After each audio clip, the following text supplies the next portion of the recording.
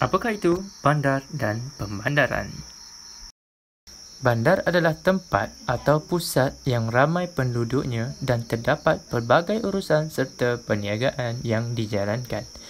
Hierarki bandar adalah susunan atau kedudukan tinggi rendah bandar mengikut jenis dan ciri-ciri berdasarkan saiz penduduk. Pembandaran adalah proses perubahan sesuatu kawasan daripada luar bandar kepada bandar ataupun apabila berlaku perubahan pertempatan yang berkembang menjadi bandar yang lebih besar seperti dari bandar kecil kepada bandar sederhana. Konsep bandar merujuk kepada saiz penduduk, kepadatan penduduk minimum, penggunaan tanah dan fungsi bandar serta definisi sempadan. Apakah faktor yang mempengaruhi pembandaran?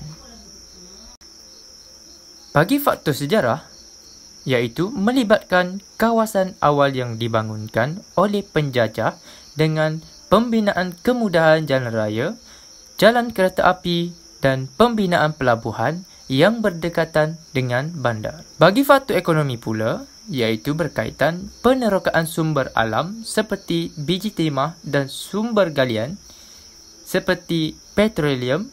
Bagi faktor politik adalah berkaitan dasar kerajaan. Dasar yang pertama iaitu dasar rancangan pembangunan wilayah yang mewujudkan dan membangunkan beberapa bandar baharu. Dasar yang kedua iaitu dasar penyahpusatan yang berkaitan bandar baharu yang diwujudkan di sekitar kawasan bandaraya.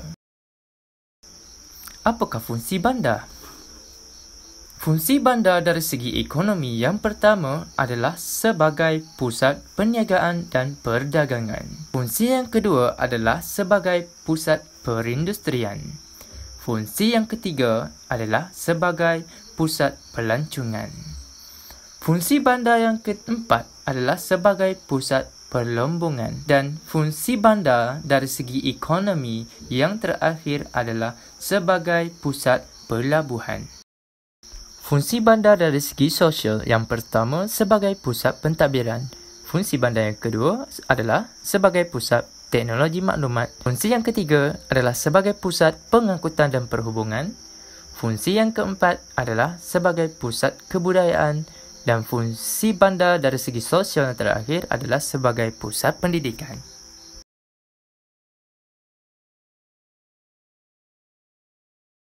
Bandar tempatan merupakan bandar yang memiliki saiz penduduk relatif kecil iaitu 10,000 sehingga 100,000 penduduk dan terletak di wilayah luar bandar. Kawasan bandar tempatan yang memiliki kapasiti penduduk yang kurang daripada 10,000 penduduk dikenali sebagai desa.